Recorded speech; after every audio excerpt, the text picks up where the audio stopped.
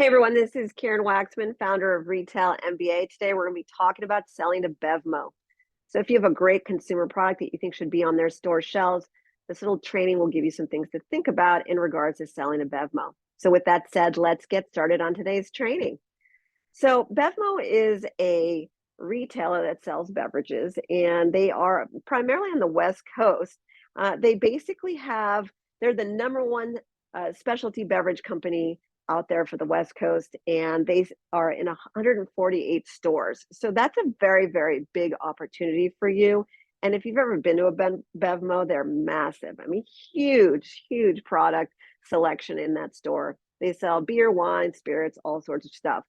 So what can I tell you about selling to them? The first thing is that because their store format is so large, they're open to testing a lot of new products, and that's great for you. Some retailers like GNC are so small they can barely put products in there, and so they don't really have a lot of room. But with BevMo, the reason why they have so much selection is because they are testing out the little guy. They are exploring new products.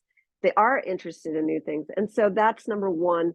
Don't ignore them just because of the fact that they're only selling beverages and all the top guys are selling to them. It's actually not true. They have a lot of interesting products in the stores. The next thing is that you need to bring them something exciting to look at.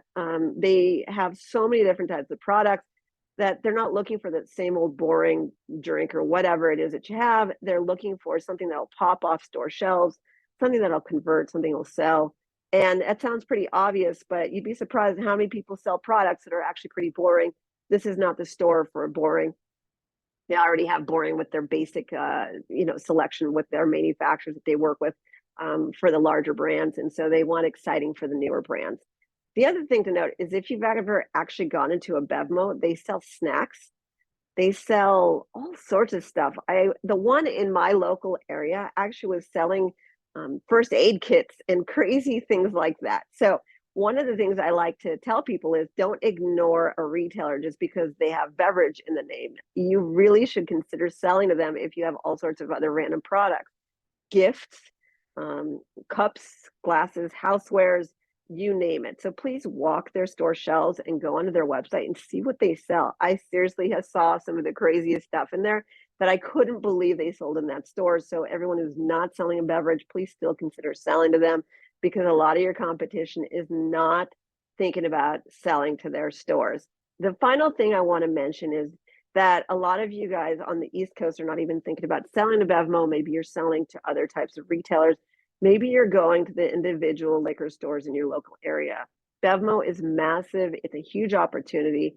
And if you're in a different part of the state, definitely go explore BevMo, and also just be aware that this is a great opportunity for those of you who have stuff like clip strip products. Clip strips are those little plastic little things that you see in between store shelves. Like in the beverage section, they have straws that are hanging. There's a bunch of straws hanging down on this little plastic strip. One of the cool things about selling to these retailers is that they have a lot of products in between store shelves. The reason the buyer does that is maybe she can't fit you on the store shelf, but she can fit you in between. And if your product's small enough, it can fit on a clip strip. That's a great place to sell it. The other reason is sometimes when you sell a clip strip to a retailer, even though they're buying a lot of quantity from you, sometimes clip strips get lost in stores. Like the retail sales associate puts it in the wrong section of the store by accident, and then your product's not selling, and that's very nerve-wracking if you are a company trying to sell to them.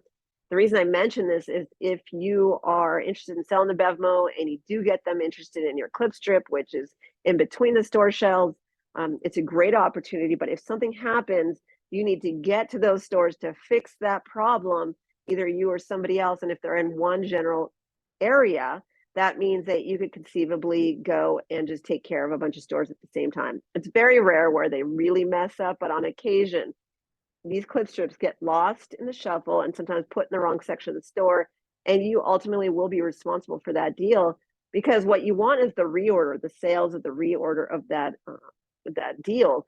The reorder means that once they buy from you and the product converts, they buy more quantity. That's where the multi-million-dollar deal comes in. And I don't know about you, but If you got a multi-million-dollar deal, I'd be willing to fly in and organize some clip strips if that was necessary. Most of the time they can handle it themselves, but you can tell if the product's not selling. It's usually maybe they put in the wrong section. It does happen.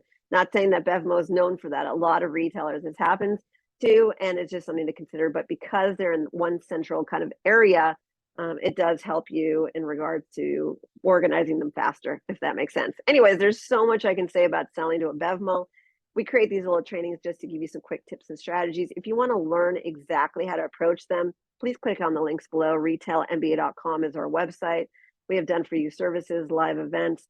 We have do-it-yourself programs. We walk you through the words to use to go after BevMo. We have clients who've gotten into that store.